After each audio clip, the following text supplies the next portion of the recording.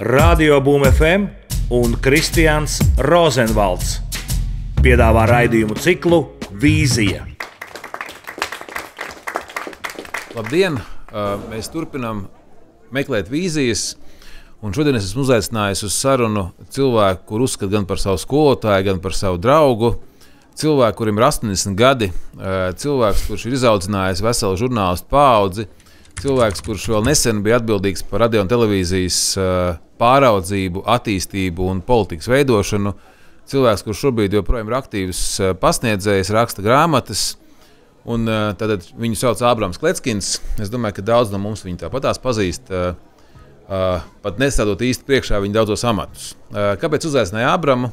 Gan tāpēc, ka šobrīd mums ir tik daudz sarunas par to, ko darīt ar radio un televīziju, kas ir jautājums par visu šo te slēgšanu, neslēgšanu kanālu, kā vispār attīstīties šī vīzija ap televīzijām, ap propagandu, ap sabiedrības savstarpējo saziņu. Un vēl papildus ir tā, ka es arī turpmāk gribētu vismaz reizi mēnesī pieaicināt kādu no mūsu sabiedrības guru. Esmu uzrunājis arī Jānis Streičs, kurš apsolījās pie mums atnāk pēc lieldienām, jo mums ir daudzi šie te piedzīvojušie kungi, ar lielo pieredzi, jo kāpēc man gribas uzrunāt tieši vecos cilvēkus? Tāpēc, ka vecie, sorry, ka es viņus tā nosaucu, ir tie, kuri visbiežāk par nākotni runā daudz cerīgāk nekā tie esošie pie varas un arī esošie starp mums, kuri vairāk domā par vakardienu, kautrējās no tā, ka mēs tik maz sapņojam, ja otrādi tieši baidās pat daudz sapņot. Un tāpēc es gribētu vēlreiz stādīt priekšā Ābramu. Paldies, ka atnācāt. Lūdzu. Varbūt vēlreiz par to, ko mēs jau paspējām te pirms studijā ienākot parunāt, kas ir ar tām vīzijām? Kāpēc vecajiem viņas ir vairāk nekā jaunajiem? Es nedomāju, ka tas tā ir vienkārši dažāda attieksme. Un arī starp veciem ir šausmīga atšķirība. Runa par kaut ko citu. Mums ir ar ko salīdzināt, ne tādā nozīmē, kā agrāk bija labāk vai agrāk bija sliktāk vai kā, bet redzēt kaut kādu attīstību, kā tas notika. Ja tu esi redzējis kaut nepārāk liels būdams Ulmaņa laikus. Atceraties, protams. Atceros, kā par viņu runāja mūsu mājā un tā tālāk. Ja? Un šodien, ņemot vērā vēl kāru un visu to, tā ir tik milzīga pieredze, kuru aptvert ir grūti, bet saprast, ka kas notiek, tādā nozīmē var, ka, piemēram, man ir pilnīgi skaidrs, viena lieta, ko visi izdomā jūt arī jaunie, ka temps ar vien pātrinās dzīves, un kļūst šausmīgi grūti aptvert, kas notiek. Tu neesi vēl paspējis saprast, un jau garām pabraucis. Tā ir tā viena puse. Tā otra varbūt ir vēl sarežģītāk. Mēs dzīvojam, tas ir pilnīgi skaidrs, pārējais laika. Tā pasaule, kurā es piedzimu un kurā es nodzīvoju vairākos variantos, beigusies, bet jaunās nav. Tagad ir milzīgi daudz iespēju. Man no vienas puses man ļoti priecē, ka jaunie var izvēlēties, ka pasaule ir vaļā. Un tas ir skaisti.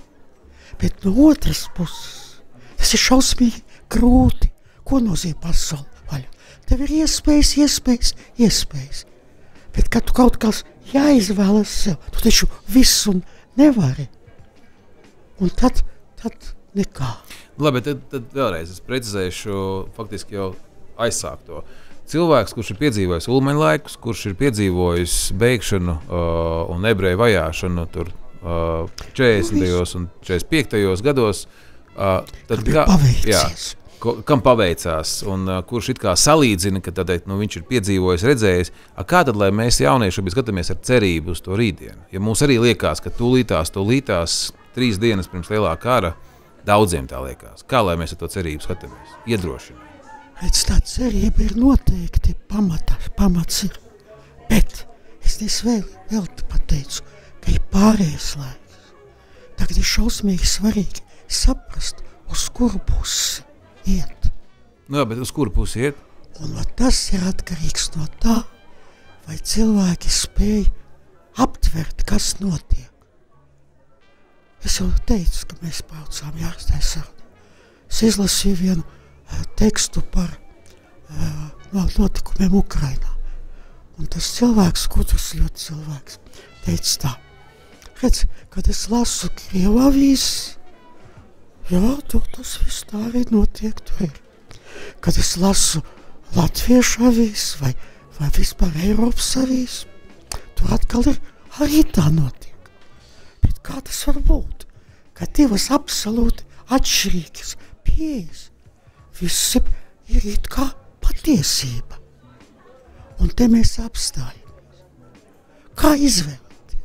Ja, piemēram, mēs te runājam par visādiem sīkumiem, bet mēs, piemēram, jūs vairākumā mēs nespējam paskatīties uz šo Ukrainas notikumu, mūsdienu uztveri, kad pasaule ir kļuvusi savstarpēji atkarīga. Un tagad dažādi spēki pierāda savu spēku. Kas te ir galvenais? Un Ukraina ir tikai iegans skaidrot šīs attiecības.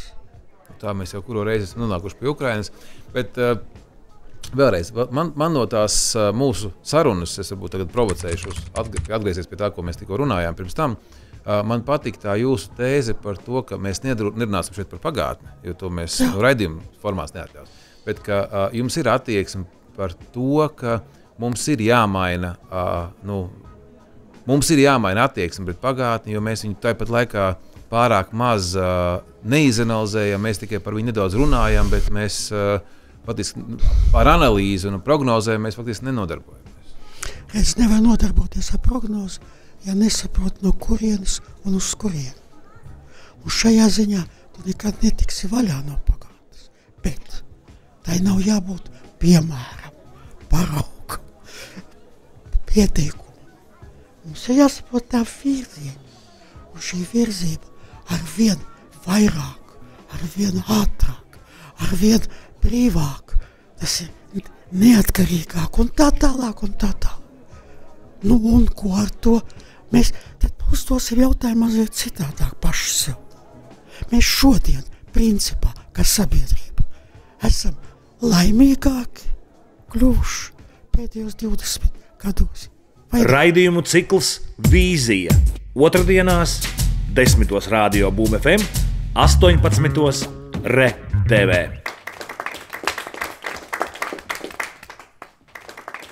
Jā, tagad paturpināsim nedaudz par Ābrama profesionālo lauciņu, par žurnālistiku, par radio un televīziju. Visi šobrīd nedaudz šausminās gan par to propagandas mašinēriju, kas ir vienā pusē, gan arī daudz uzskata arī otrā pusē. Bet mēs jau vienojāmies, ka mēs nešausmināsimies, jo kā ir, tā ir. Kā tas attīstīsies? Varbūt tas tiešām bija jāpierod pie tā, ka mums ir jāsāk dzīvot, gan izvērtāt jaunu, kā bija padomu laikos ar filtriem, Tas neko nedod. Redz, problēma ir tiešām sarežģīta. Ja lieta ir tāda, ka mūsdienās viss pārvēršas par biznesu. Un tad, kad informācijas kanāli kļūst par biznesu, tad tur meklēt patiesību, precizitāti, gudrību var. Bet principā tu saņem pārdošanai. Un te ir šausmīgi svarīga lieta. Nevar dzīvot nabadzīgā valstī neatkarīga mēdī, neatkarīga.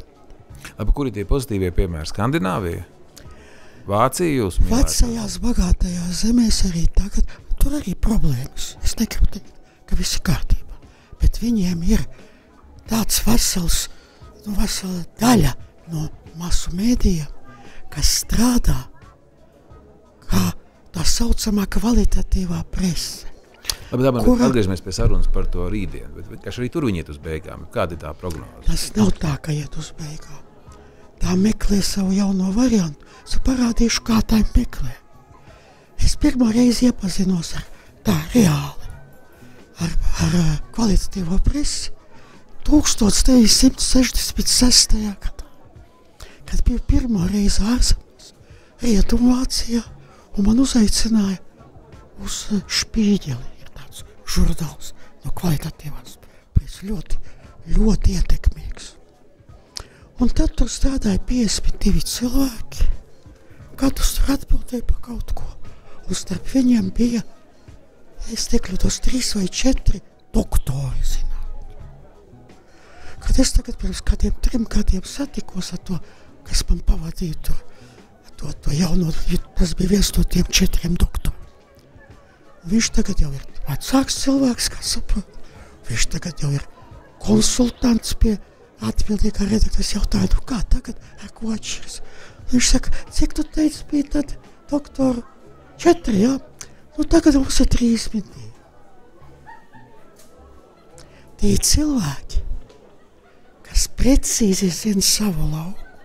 Protams, piekrīt. Es ticu, ka tur ir labi, bet vēlreiz, kas būs šodien, šeit, rītdien Latvijā?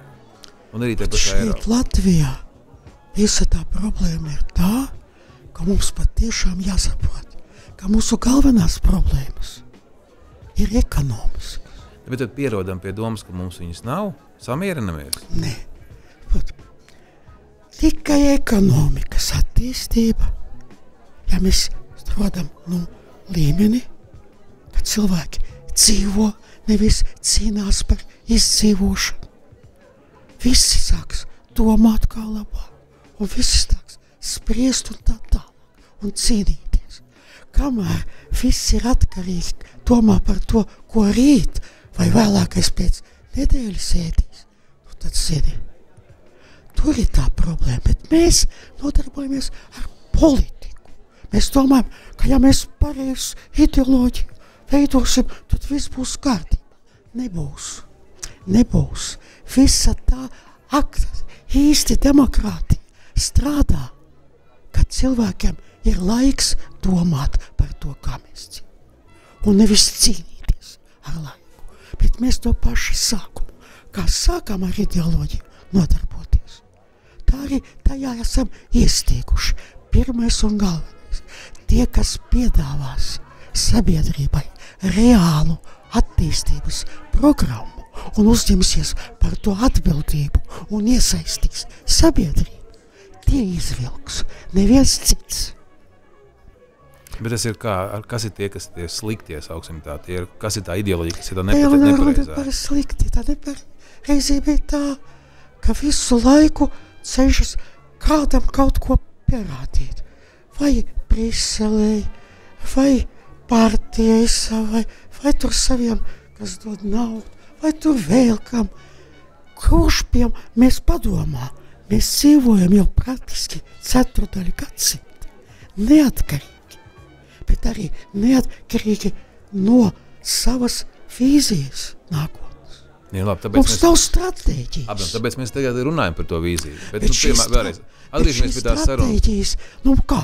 Kā var dzīvot valsts, kurai nav vispār stratēģijas? Nav. Atgriežamies pie stratēģijas par valsti pēc dažām minūtēm. Atgriežamies tagad pie mēdījiem. Bet tad kas mūs šeit gaida? Mēdī ir šobrīd faktiski savā stāvokļa vergi, tāpat kā vairums iedzīvotāji. Viņiem arī skar visvairāk viņus izdzīvošanu. Bet ja mēs atgriežamies pie jūsu audzinātās paaudzes, tur taču arī varētu būt cilvēki, kas tomēr uzņemās kaut kādu atbildību pāri tām esošām ekonomiskām problēmām. Viņi jau uzņemās, būtu gatavi uzņemties. Ļoti daudz talantīgu, godīgu, labu cilvēku. Bet par to tālāk. Vīzija. Raidījumu cikls Vīzija radio portālā BūmFM, BūmFM YouTube kanālā un ReTV.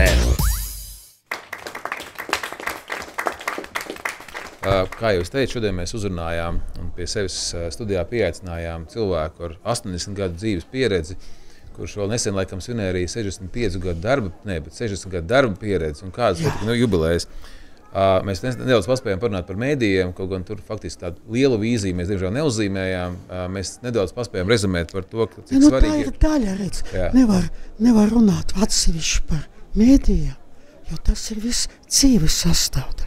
Ir jāaptver, kas notiek ar visu to īsti. Tagad nedaudz arī parunāsim par to Latviju. Man gribās atgādināt vēl skatītājiem un klausītājiem to, ka Abrams saņēma Cicerona balvu. Un saņemot balvu, viņš teica uzrunu, kurā slavēja latviešu tevi kā izredzēto tautu. Nav izredzēta. Ir tauta, kas uzņemās atbildību par sevi. Redziet, kas pliet. Man tiešām ļoti pārsteidz, ka mēs tā sūdzamies visu. Tas slikti, tas. Vai tad tiešām šodien Latvijai un latviešiem ir kaut sliktāka dzīve nekā bija 1500. gadā, vai 1800. vai 1900. Paši saimnieki, tad uztveram, un tagad atcerēsimies vienu lietu. Bija apmēram tur vairāk nekā 10 baltu tautu. Saglabājās 2. Viena saglabājās Lietuva, tā kā radīja valsti, varenu izdevās sanāca. Un tur īpaši, tas ir parasts stāsts, kā veidojas nācijas. Un otra izveidojās, būtam apspiesti līdz pēdējām, pilnīgi bezvaras, pilnīgi pazemot. Un radīja savu kultūru, savu dzīvesveidu. Visā šajā, kad nav ne varas, ne līdzekļu. Tādu izturību, tādu, starp citu, kreativitāti. Jo latvieši taču radīja savu kosmogoniju, ļoti interesants, un neapzinās šodien to. Radīja tādu kultūras slāni, kā arī daudz tādu tautu, kur var pateikt, ka katram varētu pietikt to dziesmu, kas ir pierakstīts tautas. Pietiek katram iedzīvotājiem šodien atsevišķi, un vēl pustautai vēl paliks. Tā ir tāda, jo tā bija kreatīva tauta, kas neapmierinājās un attīstījās. Un rezultātā kļuva tas, kas kļuva, un nonāca līdz Latvijai šodienas. Un tagad šodienas Latvija, kad viss ir atdots pašiem, mēs visu laiku sūdzamies un meklējam vainīgos. Un brīnamies, kāpēc tā. Vajag apskatīties, kaut mēs domājam nerunāt par pagātni, bet latvieši tiešām ļoti daudz zaudē, ka nenovērtē savas spējas un savu priekšteču spējas, un ka vajag to pārņemt. Jo es domāju, ka tik dzīvīgas tautas kā latvieši pēc visas savas vēstures visā Eiropā ir ļoti maz. Varbūt arī pasauli. Un ar to vajag ne tikai lepoties, bet to ņemt kā ieroci, kā pamatu attīstību. Kā mēs to varam tagad šodienā izmantot? Stāstīt vairāk par to, cilvēks iedrošināt? Vispirms, protams, ka vajag par to runāt. Piemēram, skolā pat šo te stāst. Ko tu runāt? Pa pagātni tādā veidā. Kādi mēs esam? Ko mēs padarījām?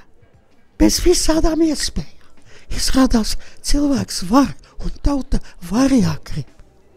Un ar šo domu pieiet. Un nevis meklēt, kurš tur ir tas zaglis, kurš ir tas slinkais, kurš ir tas muļķis. Ja mēs sāksim paši ar sevi, katrs gan savu dzīvi, gan visas tautas, tā jau ir demokrātija. Tā kā Linkolns teica, kas ir demokrātija? Vara no tautas, ar tautu un tautas labā. Kur ir mums šis slānis ar tautu? Kur piedalās tauta? Vēlēšanās? Kādu lēmumu pieņemšanu? Ko uzņemas atbildību? Mēs sakam, cik slikti politiķi. Mēs viņus izvēlamies. Tad mēs arī esam atbildīgi, ka viņi ir slikti. Saprot, beigt vaimanāt, bet sāk domāt, ko mēs varam izdarīt. Bet tas ir tā, ka tas aicinājums būtu visiem. Visiem. Protams. Nevajag gaidīt, ka atnāks kaut kāds. Visas tās pasakas par Ulmaņa laikiem vajadzētu pārskatīt, kā tur reāli izstrāds.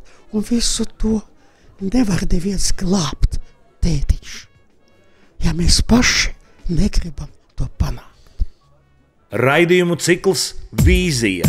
Otrdienās 10. Radio Boom FM, 18. Re TV.